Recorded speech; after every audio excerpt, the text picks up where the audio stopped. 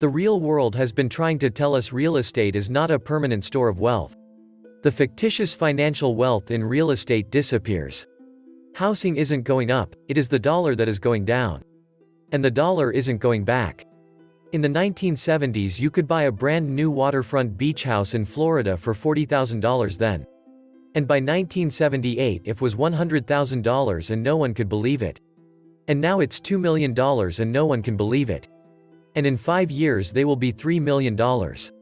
And in 10 years, $5 million. But the surge in home prices have not benefited the homeowner at all. Those buying today are lifelong bank slaves, which is exactly what the banks want.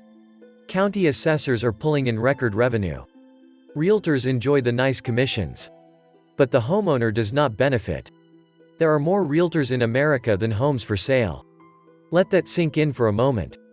Every waitress, hot chick with no education and 80 IQ moron is now a realtor. All thinking they can make their commission quickly and be rich.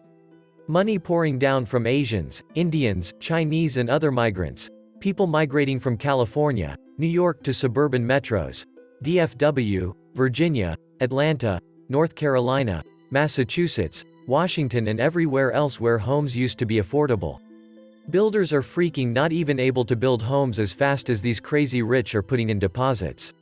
What used to be an awesome home for $600,000 is now selling for $1 million in a span of 3 years. These folks have made millions in the stock market, saved millions through last few years, and they are diversifying by investing in real estate, and it has just now begun. Stimmy checks, soaring construction costs, and Biden's proposed $15,000 to new home buyers will make prices soar. Eventually the bubble will pop. State and local budgets are completely busted. Housing is an indirect way to prop up revenues through property taxes. Thing is that it is a cost of living tax on everyone just to pay pensions. It would be one thing if that money was fixing roads, updating sewers, etc., but all of the money goes to pay people not to work. This is why we have crumbling infrastructure due to misallocation and mismanagement of tax revenue. This bubble is popping anytime soon. 2021 may be the most violent real estate market in a lifetime. Starting with mass exodus out of the dying cities and states, then punctuated halfway through by the eviction moratorium ending on June 30th. Supposedly 20 million households could face eviction, as eviction moratorium extended to June 30th, covering 20 million US households. Not to mention all the folks facing foreclosure looking to dump and cash out before the bank takes it. Start foreclosing on all those people not paying their mortgages and there would be plenty of supply. We can't do that though because it is not progressive. So you have millions of landlords who've been hemorrhaging cash, forced to allow renters to remain non-paying, evict their tenants in August and list their homes in the red-hot market to try and recoup their losses. Boom. Market turns immediately south. One of the first signs of a tanking economy is the housing market. The housing boom is another government-created market distortion. The forbearance program and eviction freeze removed huge swaths of inventory from the market. Note that deadbeat squatters and homeowners don't have their credit scores impacted for non-payment. What we have is a moral breakdown at every level of the housing market. I think the government and financial industry is well aware of the implosion that will result if they restart business as normal. Expect moral hazard and can kicking to continue indefinitely. Wages are stagnant, and it's tough for many to even think of buying a home. They can't qualify for a loan. 40% of Americans live paycheck to paycheck. How many you think can afford to buy a home? Homeownership is less affordable now than even during the housing credit crisis. The economy sucks for 90% of Americans. Only the top 10% have been making gains for about 30 years. There is a growing housing affordability crisis that is making it increasingly difficult for millions of middle-class households to buy a home or afford their rent. The housing boom sparked by the Federal Reserve during the pandemic was built on historically low mortgage rates, thanks to Powell, and accelerated by a combination of record low inventory as city dwellers moved to rural areas amid remote work phenomenon. While the job market hasn't changed much in the past 5 years, wages still too low. The stock market is detached from reality. This is a bubble.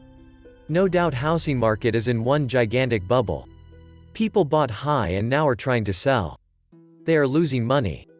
Bringing checks to closing. Auto loans are in trouble. Defaults are way up. We are sitting on a bubble that will explode shortly. And seeing the Fed injecting billions into the repo market, it is clear something is happening. This something is global, and I expect home prices to drop significantly over the next few years. We are witnessing the Wall Streetization of everything. Silicon Valley is now run by Wall Street, not consumer demand. Because Wall Street provides the cash. Wall Street now also owns the housing market. Welcome your new overlord, peasants. Welcome back to the Atlantis Report. You are here for your daily dose of the truth, the whole truth, and nothing but the truth. Please take a second to hit the like button, hit the subscribe button, and don't forget to also hit the notification bell. Thank you. The central bank and its counterfeit money are destroying America and the world. The fake money cartel loves it, it's like pennies from heaven, and homeowners who are mortgaged out are about to get shafted real hard. The wealthy investors can't swoop in because they'll find the poverty index isn't going to improve from here, which means you can't buy a good deal in a deteriorating serfdom society where you can't find a neighborhood that isn't overrun with immigrants, crime, drug dealers, and gangs. Virtually everyone believes the false narrative that the American dream is owning a home. What most Americans own is a burdensome mortgage, which in turn makes them a slave to the lender. Even when our homes are debt-free, the government owns the first lien via property taxes. Quit paying your property taxes, and you're going to find out real quick who it is that really owns your home. In spite of what the banking and real estate industry says, the true American dream is based entirely upon freedom and liberty and is not dependent upon the ownership of a material good. Homeownership is overrated. You don't really own your home anyway. Stop paying taxes, and you'll see who owns it. Get the right RV with a shower. Inboxes and mail them to the IRS. In the US, housing prices are grossly inflated and falling fast. Housing prices are cratering during a time when home mortgage interest rates remain at historic lows. What happens to prices once interest rates are, for a variety of market-driven reasons, forced higher? If upcoming generations expect to live on the $15 per hour, would you really expect them to buy the overpriced house? How many boomers are leaving the nest for a smaller nest or checking out? Expecting to cash out, but where's the buyers for this overpriced home? There are no move-up buyers for the boomer McMansions. The only buyers in that price range are basically boomers selling to other boomers, swapping like-for-like assets. There is a feeding frenzy for entry-level homes, but since there are no new entry-level houses, entry-level buyers are buying houses that need a lot of repairs because they don't know any better. These entry-level buyers are just one HVAC or roof replacement away from foreclosure. A generation of parasites living off borrowed money and credit come looking for a bailout with a tear in their eyes. Bring back debtor's prison and hit every default with the IRS income tax for unjust enrichment. Lenders aren't your mommy and daddy. And if you borrowed from the mob, they will collect as beneficiaries on your insurance policy. Right before the last bust, the bank said if you are breathing, we will loan you as much as you want. Too many people go too far in debt. The government makes money on every house that is built or sold. Huge property taxes add to the burden. Sales taxes on all items in a house. Environmental laws about cutting timber and many costs put on wages. From painting to landscaping, then huge gas taxes and fees on trucking, and the building departments are anti-contractors. And then the government says we can't understand why houses cost so much. California will be the first state to go down. Developers, realtors, and landlords will never ever listen until it all comes tumbling down around their ears. Harry Dent says we have one last blow-off coming before the sale of the century. But it's going to be interesting getting there. The market has to blow out all those stops and still keep going down in order for the sale of the century to get here. The warning signs are everywhere. Foreclosures are ticking up. Bankruptcies slowly increasing. Subprime auto about to go critical. Add in credit card debt. Government overspending causing property taxes to rise, and banksters going nuts.